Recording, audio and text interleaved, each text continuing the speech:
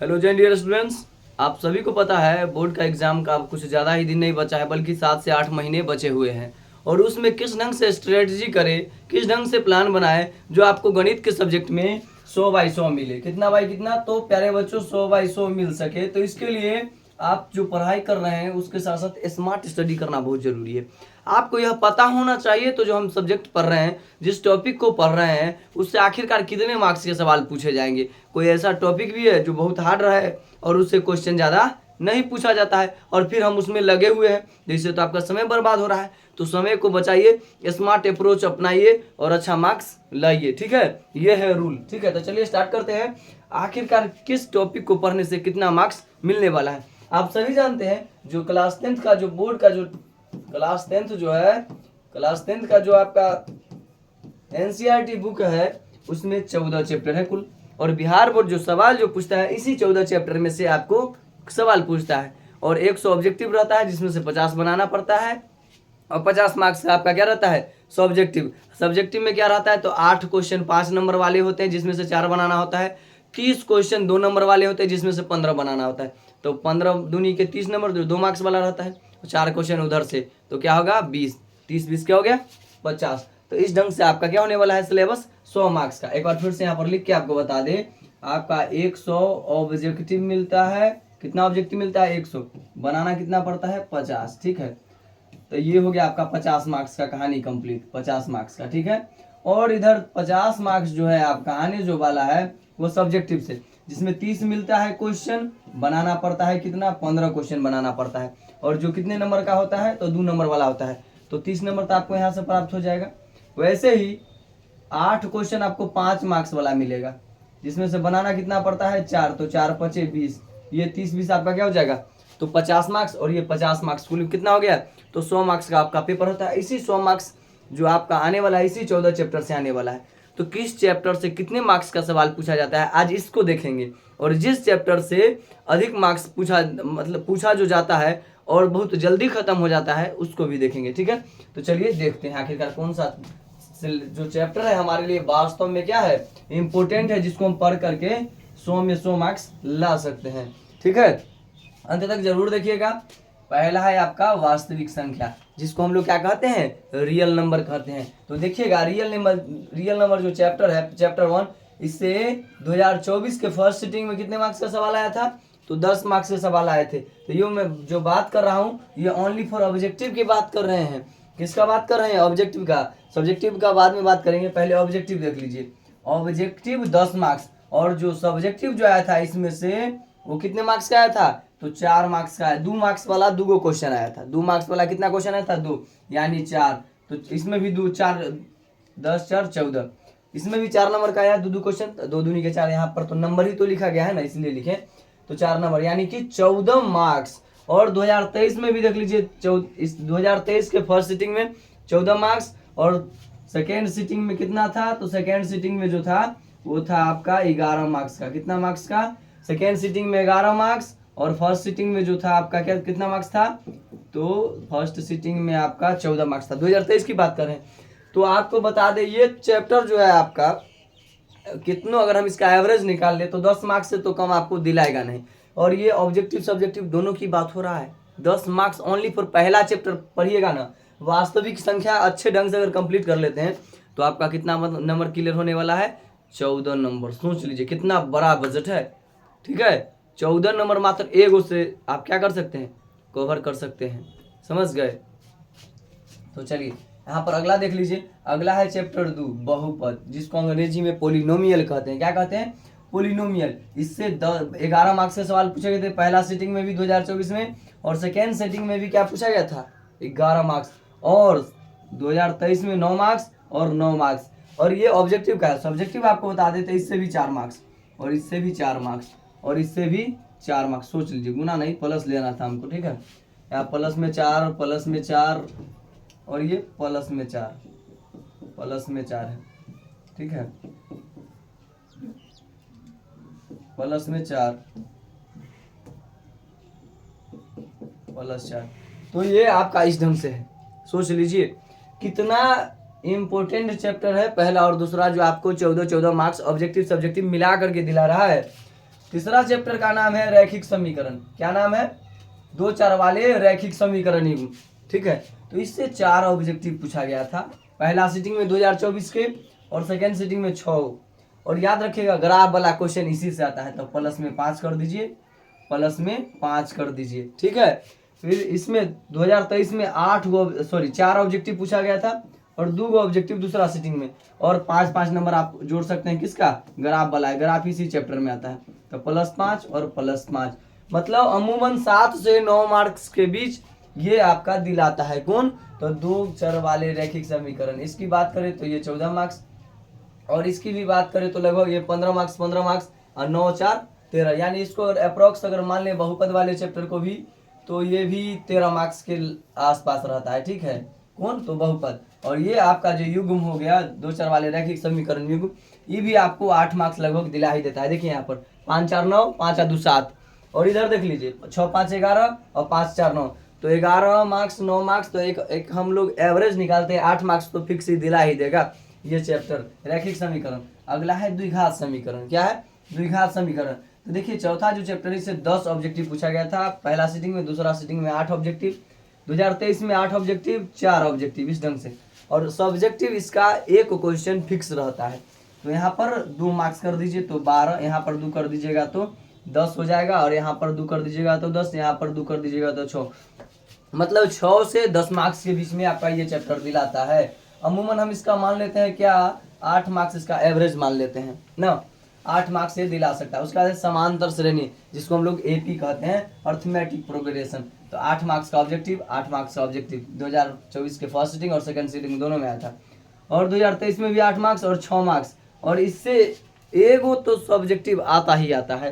तो 2 marks add कर दीजिए तो 10 मार्क्स, 10 मार्क्स, 10 मार्क्स, और ये 8 मार्क्स। तो इसमें भी हम क्या करेंगे, इसमें अमूमन बार बार वही आया है। ठीक है, तो 8 से 10 मार्क्स, 8 से 10 मार्क्स हो रहा है, तो इसका भी हम एवरेज मान लेते हैं, 8 मार्क्स तो दिलाई देगा। उसके बाद जो चैप्टर आता है वो क्या है, त्रिभुज, जो चैप्टर 6 है। क्या है? चैप्टर 6 है त्रिभुज। क्या हमारा चैप्टर है? 6, जो कि 7 मार्क्स और एगो उससे 2 नंबर वाला सवाल रहता है, और 5 नंबर वाला भी सवाल दिखता है। तो 7 और 2 9, 9 और 5 कितना हो जाता है, तो 14। तो ये त्रिभुज जो चैप्टर है इसे कितना मार्क्स, 14। इसमें भी क्या, 14, इसमें भी कितना, तो 3 घटा दीजिए तो कितना, 11, इसमें भी कितना, 11। तो 2023 में 11 मार्क्स का पूछा था, इसमें 14 मार्क्स का। तो अमूमन इसके बीच के जो हम मार्क्स बना सकते हैं, तो 12 तो बना ही सकते हैं, तो 12 नंबर त्रिभुज से। उसके बाद है आपका निर्देशांक ज्यामिति, कोऑर्डिनेट ज्योमेट्री जो होता है, उस टॉपिक की बात कर लेते हैं, जो चैप्टर नंबर 7 है। उसको देखिए 10 मार्क्स, 10 मार्क्स, 13 मार्क्स, 11 मार्क्स, मतलब 10 तो इसका अमूमन एवरेज हम ऑब्जेक्टिव का मान लेते हैं। और सब्जेक्टिव क्वेश्चन इसमें से एगो 5 मार्क्स वाला भी आता है, और 2 मार्क्स वाला आपको 2 सब्जेक्टिव दिखेगा। तो हम 5 मार्क्स वाला कभी कभी आता है तो उसको छोड़ देते हैं। तो हम 2 मार्क्स वाला जो सवाल होता है 2 तो फिक्स रहता है, तो 4 नंबर, यानी 14 मार्क्स का ये टॉपिक है आपका। कितने मार्क्स का है?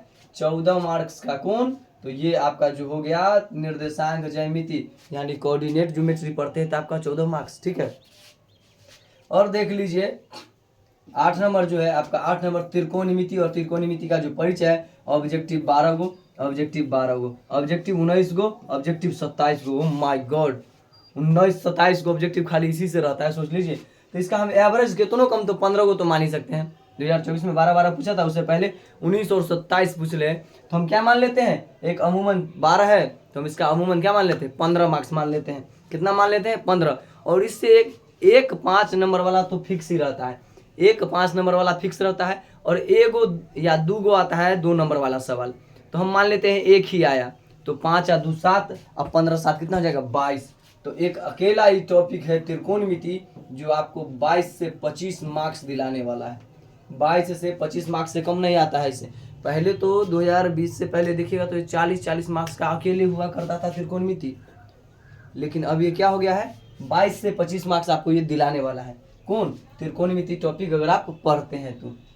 अगला आपका 9 नंबर जो टॉपिक है, त्रिकोणमिति के कुछ अनुप्रयोग, जिसको हम लोग क्या बोलते हैं, हाइट एंड डिस्टेंस। उससे एक 5 नंबर वाला 2 गो ऑब्जेक्टिव, तो 5 और 2 कितना हो जाता है, 7। यहाँ पर देख लीजिए, हालांकि 2024 में 1 को ऑब्जेक्टिव नहीं पूछा था, देख लीजिए, एक भी नहीं, नहीं, इसमें उसमें एक ऑब्जेक्टिव पूछा था।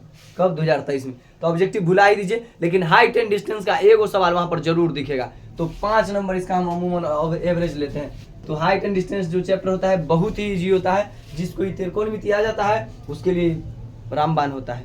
औषधि जिसको बोलते हैं ना, दवाई यूज कीजिए, बस पी लीजिए, इसको बात खत्म, और फायदा उठा लीजिए। जिसको ये आ गया तो ये तो 5 नंबर फिर ये का है, फोकट का, खाली बस एक बार देख लेना है और सॉल्व करने का तरीका सीख लेना है।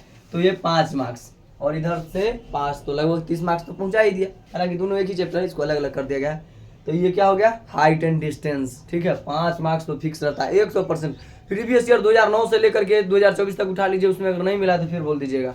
सारा हर बार 5 मार्क्स में पूछा जाता है, ऑब्जेक्टिव को हम भुला ही जाते हैं। तो ये अकेले 5 मार्क्स। उसका चैप्टर जो 10 है जिसका नाम क्या है? वृत्त है। क्या नाम है? सर्कल। सर्कल मतलब वृत्त। जो चैप्टर जो 10 है इससे 4 ऑब्जेक्टिव पूछा गया था, 5 ऑब्जेक्टिव पूछा गया था, 3 पूछा गया था, 2 पूछा गया था। तो इसका हम अमूमन जो एवरेज निकाल सकते हैं 3, 2, 5 और 4 के बीच का जो एवरेज निकाल सकते हैं, हम मान लेते हैं क्या? मान लीजिए क्या 3 ही ऑब्जेक्टिव आया आने वाला समय में, मान लीजिए 3 ऑब्जेक्टिव आता है और एक 5 नंबर वाला सवाल तो फिक्स रहेगा आपका। वृत्त वृत्त जो चैप्टर है इससे 5 नंबर वाला सवाल तो फिक्स, एक तो जरूर रहता है। तो 5 और मान लेते हैं 3, तो कितना? 8 मार्क्स। तो ये वृत्त जो टॉपिक है आपका कितना कवर करने वाला था? ये 8 मार्क्स कवर करने वाला है। ठीक है, और उसके बाद है वृत्त से संबंधित क्षेत्रफल। 11वां जो टॉपिक है 4 ऑब्जेक्टिव, 5 ऑब्जेक्टिव, 5 ऑब्जेक्टिव, 8 ऑब्जेक्टिव। तो इसको हम मान लेते हैं एवरेज 5 ऑब्जेक्टिव देता है। वृत्त से संबंधित क्षेत्रफल हमको कितना ऑब्जेक्टिव देता है? 5 ऑब्जेक्टिव देता है। एगो 5 नंबर वाला सवाल फिक्स रहता है किसी भी सिटिंग में हो। तो 5 कुल मिलाकर के 10 मार्क्स का सवाल देगा। जो आपका वृत्त से संबंधित क्षेत्रफल है कितना मार्क्स दिलाएगा? 10। सोच लीजिए कितना अच्छा है। अगला देख लीजिए, पृष्ठीय क्षेत्रफल और आयतन। क्या है? पृष्ठीय क्षेत्रफल और आयतन, जिसमें कि घन का क्षेत्रफल, घनाव का क्षेत्रफल, आयतन, बेलन का आयतन, गोला का आयतन, वृत्त का क्षेत्रफल, शंकु का क्षेत्रफल, शंकु का आयतन। ठीक है, तो जो घन, घनाव, क्षेत्रफल और आयतन वाला जो चैप्टर है, मेंसुरेशन जिसको बोलते हैं, क्षेत्रमिति, इसका जो चैप्टर 12वां है उसको देख लीजिए। इससे 10 गो ऑब्जेक्टिव, 8 गो ऑब्जेक्टिव, 8 गो ऑब्जेक्टिव, 6 गो ऑब्जेक्टिव। इसका जो एवरेज हम ले सकते हैं 8 ऑब्जेक्टिव ले सकते हैं। तो 8 ऑब्जेक्टिव इससे, और एक 5 नंबर वाला सवाल इससे जरूर मिलेगा। तो 8 5 कितना होता है? तो 8 5 आपका हो जाएगा 13। ठीक है, उसके बाद है सांख्यिकी चैप्टर, जो तीसरा 13वां चैप्टर है सांख्यिकी। 5 गो ऑब्जेक्टिव, 5 गो ऑब्जेक्टिव, 5 गो ऑब्जेक्टिव और 8 गो ऑब्जेक्टिव। अमूमन इसको हम क्या करते हैं? 5 ही मान लेते हैं। 5 ऑब्जेक्टिव सांख्यिकी से, और एगो सब्जेक्टिव रहता है 2 नंबर में। क्या रहता है? एगो 2 नंबर में तो फिक्स ही रहता है। ठीक है, और एगो 5 नंबर में भी आता है, लेकिन हम मान लेते हैं 5 नंबर वाला भुला दीजिए। तो इधर से इसका 5 गो ऑब्जेक्टिव हो गया, एगो 2 मार्क्स वाला सवाल हो गया। तो कुल मिलाकर 7 से 10 मार्क्स के बीच में ये चैप्टर रहता है। कौन? सांख्यिकी। उसके बाद प्रायिकता की बात करें, जो अंतिमवा चैप्टर है प्रायिकता, 14 नंबर जो चैप्टर है आपका, इससे 5 ऑब्जेक्टिव, 5 ऑब्जेक्टिव, 4 ऑब्जेक्टिव, 5 ऑब्जेक्टिव। तो इसका एवरेज क्या मान लेते हैं? 5, जिसमें कि मध्यमादि का बहुलक आपको पढ़ने को मिलता है।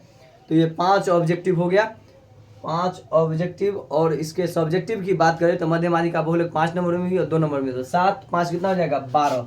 तो ये 12 मार्क्स से 15 मार्क्स के बीच प्रायिकता का जो टॉपिक है ये आपका रहने वाला है बोर्ड के एग्जाम में। अब आपको बताते हैं, अगर आप नहीं पढ़े हैं, चाहते हैं थोड़ा पढ़ करके अधिक मार्क्स लाना, तो कौन कौन सा VVI टॉपिक पढ़ना चाहिए। ठीक है, तो मैं आपको बता दूं, कम से कम देख लीजिए आपको कौन कौन सा टॉपिक पढ़ना पड़ेगा। पहला और दूसरा टॉपिक तो पढ़ ही लीजिए।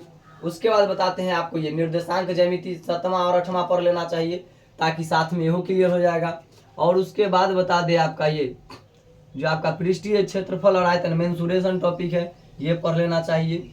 तो कुल मिलाकर के कितने टॉपिक मैंने बता दिया? 1 2 3 4 और ये लगा करके 5, और एक प्रायिकता पढ़ लीजिए, बहुत ईजी होता है। तो 6, मात्र 6 टॉपिक पढ़ के कितना मार्क्स कवर करते हैं? देख लीजिए, 12 और 13 कितना हो गया? 25 मार्क्स। और 25 के बाद इधर आ जाइए, ई मान लीजिए 25 और ई वाला 5 तो इसके साथ ही मिल जाएगा। तो 30 30 25 कितना हो गया? 55 मार्क्स। 55 14 का 14, 14 28, 55 और 28 कितना होता है? आप ही बताइए। तो 55 28, 8 5 13 का 3, हाथ में 1, 7 1 8, 83 मार्क्स। और ये वाला 13, तो देख लीजिए यहाँ पर 3 3 6 और यहाँ पर क्या हो जाएगा? 9, 96 मार्क्स। मतलब कि अगर 96 मार्क्स ला सकते हैं, मतलब 100 में 100 आप ला सकते हैं ना। थोड़ा बहुत आपको इसका नॉलेज नहीं होगा, वृत्त पढ़िएगा, थोड़ा नॉलेज नहीं होगा, सांख्यिकी पढ़िएगा, त्रिभुज, द्विघात समीकरण, कुछ तो आप पढ़े होंगे ना, 1-2 नंबर तो तुक्का भी लग जाता है। तो इस ढंग से सोच लीजिए, मात्र 6 टॉपिक पढ़ करके आप बोर्ड के एग्जाम में, मात्र 6 टॉपिक पढ़ करके बोर्ड के एग्जाम में 100/100 मार्क्स ला सकते हैं। कितना मार्क्स ला सकते हैं? गणित के सब्जेक्ट में 100 अब बट्टे में 100 आपका आ सकता है मात्र 6 टॉपिक को पढ़ने से। सोच लीजिए कितना इजी है। 14 टॉपिक पढ़ने का आप झंझट खत्म।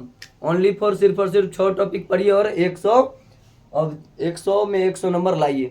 मात्र इस ट्रिक को देख लिए किस ढंग से फॉलो करता है। स्मार्ट वर्क कीजिए, आपका पूरा मार्क्स आएगा। ठीक है, तो आई होप आप लोग को ये स्ट्रक्चर समझ में आया होगा, किस ढंग से बिहार बोर्ड का प्लानिंग रहता है। तो स्मार्ट वर्क कीजिए, गधे जैसा मेहनत करना बंद कीजिए। एग्जाम बहुत पास आने वाला है। जो पढ़ाई किए वो सही है, नहीं किए हैं तो इस ढंग से पहले पढ़ाई कर लीजिए अधिक मार्क्स के लिए अगर चाहिए तो, और उसके बाद थोड़ा बहुत सब चैप्टर को देखते रहिएगा आराम से और रिवीजन में लगे रहिएगा। पूरा में पूरा मार्क्स आपका मिलेगा। मिलते हैं नेक्स्ट वीडियो में। जय हिंद।